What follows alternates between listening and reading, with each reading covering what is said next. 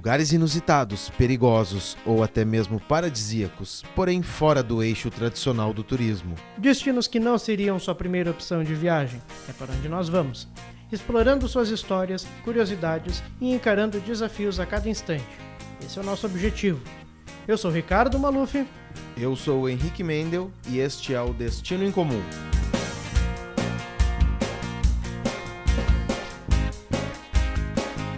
No episódio anterior estivemos em Moscou, conhecendo os principais pontos da cidade, além da beleza, cultura e costumes diferentes na capital russa.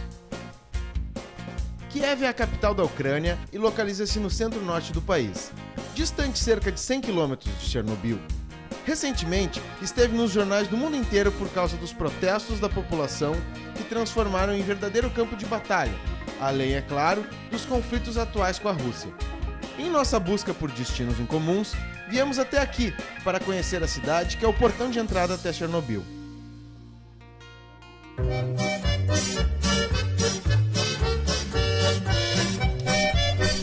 Hoje é nosso primeiro dia em Kiev. Nós estamos de frente à Catedral de Santa Sofia, construída entre 1011 e 1018, e a catedral mais antiga da Ucrânia.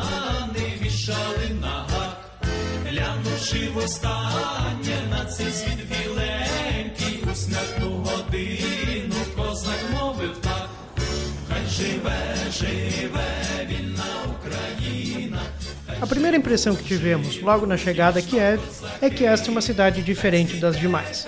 Talvez por ser tão antiga, talvez pela própria formação histórica do povo. Mas para o lado que você olhar, você verá história e cultura. São diversos museus, óperas, feira de artesanato, escolas e universidades. A maior delas, no centro da cidade, foi nomeada em homenagem ao poeta e escritor Taras Shevchenko.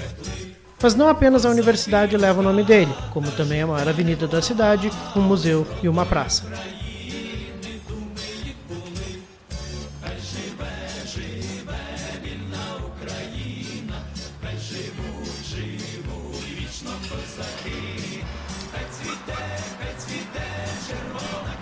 Esse é um dos principais parques de Kiev, em homenagem a Taras Shevchenko.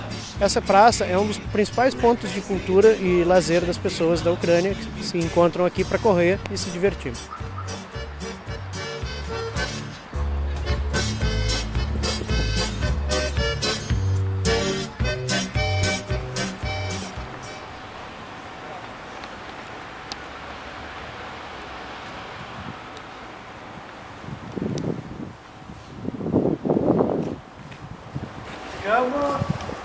Vou conhecer Museu Nacional Ucraniano de Chernobyl.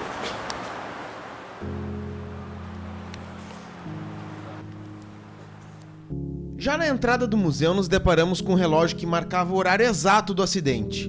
1h23 na madrugada do dia 26 de abril de 1986. Naquela fatídica noite, técnicos estavam realizando testes de segurança em um dos 4 reatores da usina, que devido a uma soma de diversos fatores acabou explodindo. O museu em Kiev é dedicado a manter viva a história do acidente e de todas as pessoas diretamente envolvidas, com objetos pessoais, fotografias e documentos de quem trabalhou na usina ou ajudou no combate ao vazamento do material radioativo. É impressionante a coragem e o sacrifício destas pessoas, pois para a maioria isso significou graves problemas de saúde ou mesmo a morte. Sem estes heróis, certamente uma área muito maior seria inabitável atualmente. Essas 70 e poucas placas aqui são das cidades que foram evacuadas com a explosão do reator. E aí atrás tem uma indicação.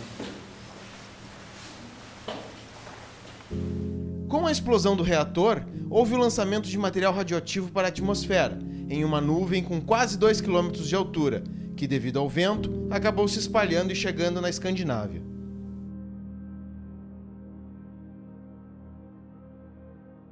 Aqui nesse totem a gente pode acompanhar a nuvem de radiação que se espalhou de Chernobyl por toda a Europa, um pouco da Ásia. Foi detectada a primeira vez pela Suécia.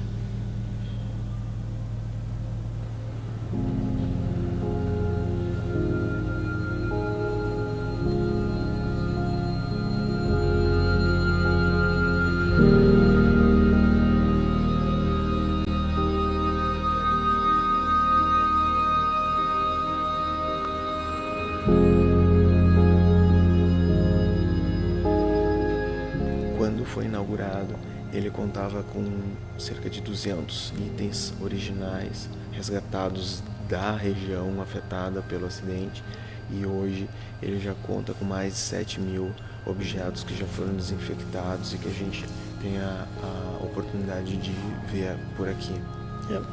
E o local do museu foi escolhido para homenagear um corpo de bombeiros, né? Porque isso aqui antigamente era uma estação do Corpo de Bombeiros, e esse grupo foi um dos primeiros a responder o chamado de emergência no acidente. E aí, quando fizeram o museu, escolheram esse local para homenagear o grupo e para construir o museu aqui.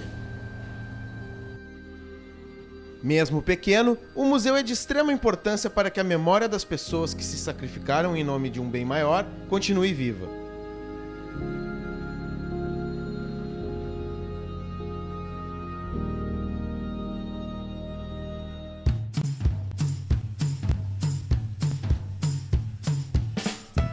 Após sairmos do museu, nos dirigimos à parte alta da cidade, e nada mais pitoresco do que utilizar o bondinho. A passagem custa o mesmo que uma passagem de ônibus, R$ 1,50 dinheiros, o equivalente a uns 25 centavos de real.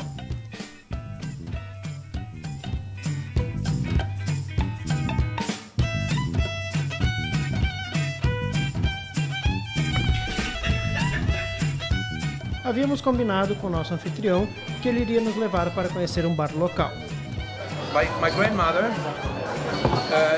she's dead 25 years. She said to me, Akim, Jägermeister is no alcohol. It's not alcohol at all. That is medicine. Akim é o dono do hostel em que estamos hospedados. É berlinense, mas se considera ucraniano de coração e mora há mais de 25 anos no país. Durante nossa conversa, comentamos com ele sobre a visão de nosso amigo russo e perguntamos o que ele achava. Akim foi enfático ao dizer que os russos não respeitam a soberania ucraniana e que não há como gostar de um país que entra com tanques de guerra em solo estrangeiro. Depois dessa resposta, decidimos pedir outro copo de cerveja e aproveitar o resto da noite, enquanto Akim conversava com todos e paquerava a garçonete. Com certeza é alguém de quem iremos nos lembrar por muito tempo. Que figura! Okay, we know cheers, we know prosit, we know Nandrovia, we know Saúde. I know that. I know Salut. I know L'chaim in Israel. Additional to yours. And cheers. Cheers is... I know also Kipis. It's Finnish, but in Ukraine it is Budma. Burma.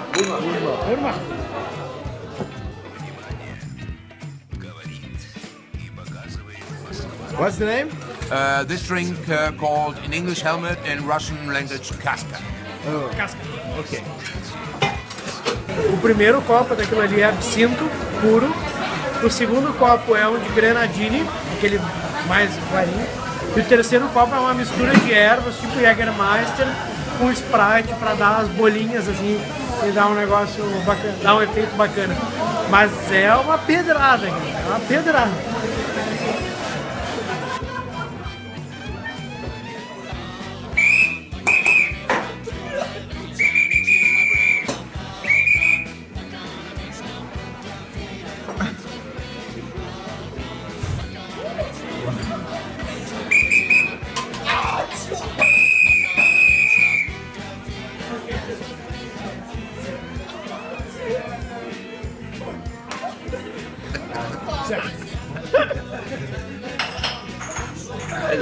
Hello. Just make that. Hello.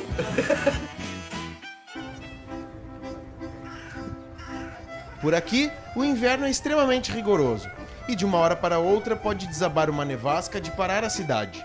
Estamos no mesmo local que estivemos algumas horas antes, a Praça Shevchenko, mas o cenário é completamente diferente. Dias depois, a gente está aqui de novo na Praça do Shevchenko, agora coberta por gelo e neve. O Shevchenko, então, que tem tudo do Shevchenko aqui, tem rua do Shevchenko, tem praça do Shevchenko, tem estátua do Shevchenko. Neve do Shevchenko. O Maluf não sabe quem foi, mas eu vou explicar pra vocês. É um jogador de Shevchenko, futebol, né? não, esse é outro. Outro. Shevchenko foi um escritor, poeta, famosíssimo aqui, um Mário Quintana nosso, podemos dizer, por que não? E, porra, tem tudo do Shevchenko aqui. Então tá lá ele, coitado, congelado lá, em meio a menos 9 graus, confere, produção. Tá por aí, cara. Tá frio pra caceta. O termômetro congelou aqui. É.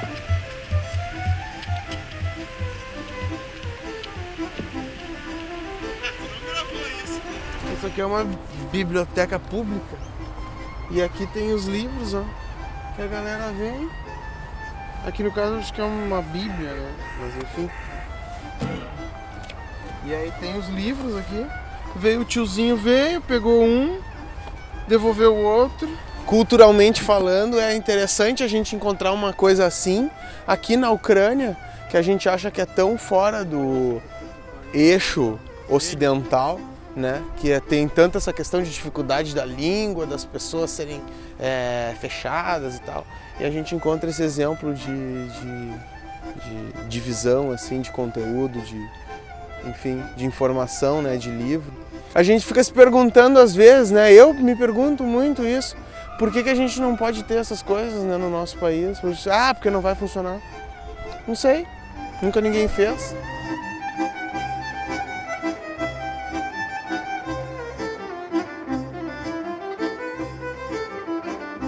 Chegou um tiozinho com um trator, com um material, uma mistura de sal com terra, que eles põem bem na passada e aí vai largando lá, ó, e vai botando aqui para as pessoas. Agora ele vai ir e voltar várias vezes para espalhar essa mistura aqui para dissolver o gelo que fica no na meio. verdade não é nem para dissolver, é para dar atrito com esse gelo todo que tem aqui para a galera não escorregar.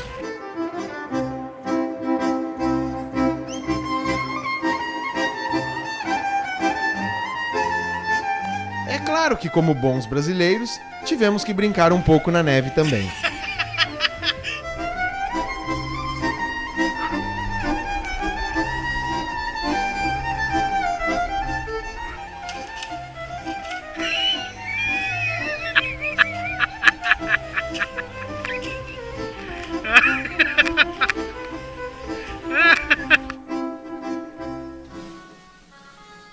O que se vê caminhando pelas ruas de Kiev é uma Ucrânia muito mais capitalista e próxima da União Europeia do que imaginávamos, ainda mais se pensarmos no país como um dos mais importantes estados da antiga União Soviética e que está sofrendo tanto com a pressão russa e com uma possível guerra civil no horizonte.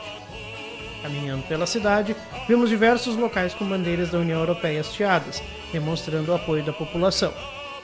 Há uma clara divisão política no país, sendo que a maioria favorável à União Europeia localiza-se na capital e na região oeste do país, e a parte contrária localiza-se na região leste e na Crimeia, onde a população, em sua maioria, é de descendência russa.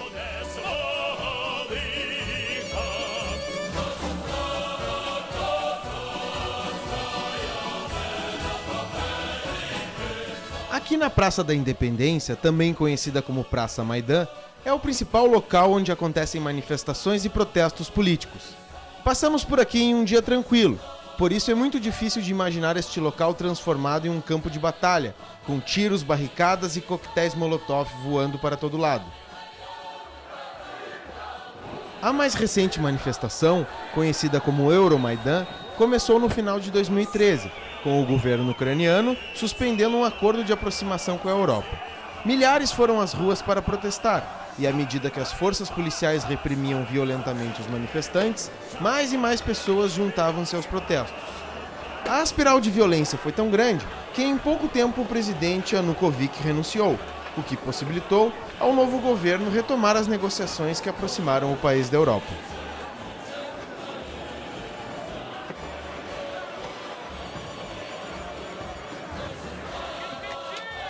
Isso foi o estopim para que Moscou invadisse o território ucraniano, na região da Crimeia, sob a alegação de golpe de Estado e com o apoio de boa parte da população ucraniana, de origem russa. O objetivo é a independência da região. Países ocidentais europeus e os Estados Unidos condenaram a invasão russa e ameaçaram Moscou com sanções econômicas. Momentaneamente, a situação está controlada, sob um frágil cessar-o-fogo, que pode ser interrompido a qualquer momento e que poderia resultar em uma nova Guerra Fria. É uma sensação incrível estar em um local destes e ver como um povo organizado consegue exigir seus direitos e alcançar seus objetivos.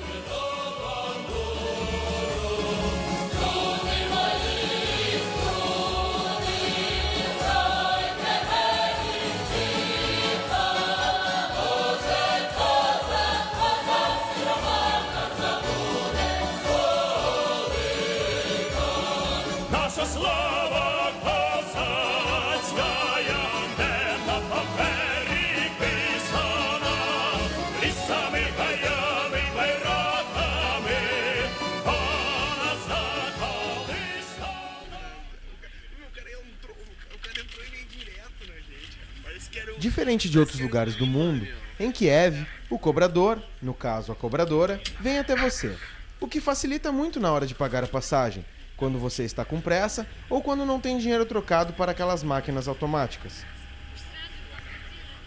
A validação do ticket é um processo um pouco rudimentar, considerando o fato que há Wi-Fi gratuita dentro dos ônibus. Dessa vez a gente pagou. Pagamos. É tipo 15 centavos de real. Quando é baratinho, a gente paga sem problema. Quando é justo.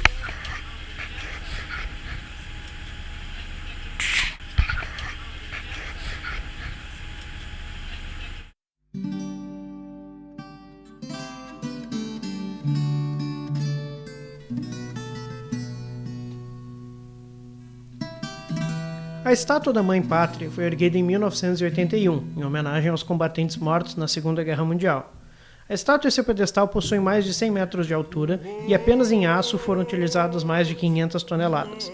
Em sua base funciona um museu, chamado de Grande Guerra Patriótica. Mas, em nossa opinião, as exposições mais interessantes ficam do lado de fora, onde há dezenas de máquinas de guerra, tanques, aviões e helicópteros.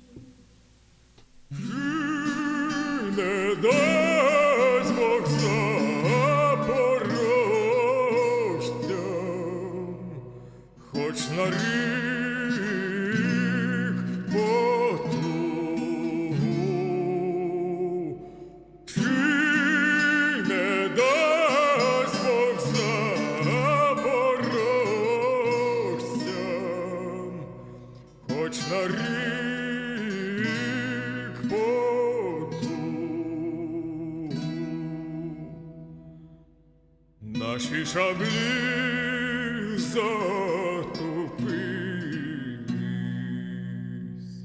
мушкети без курків, наше серце козацьке не боїться.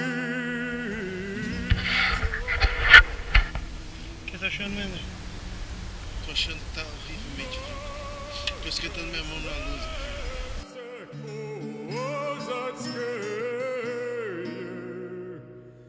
Не боїться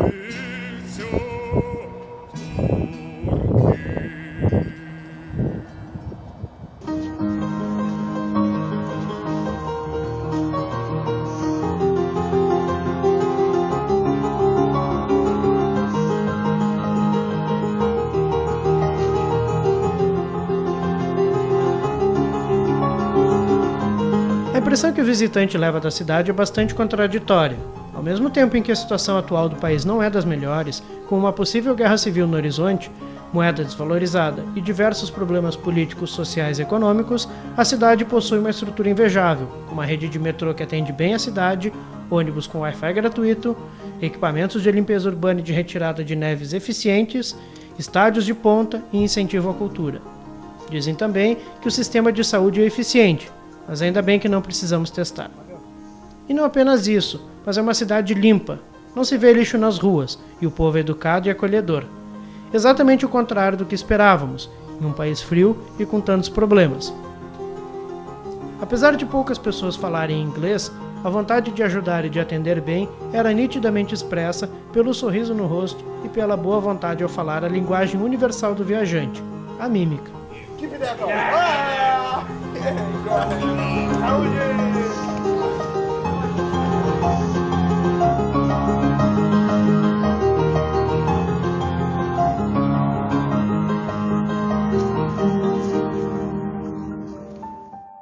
Chernobyl, um nome que causa arrepios em muitas pessoas.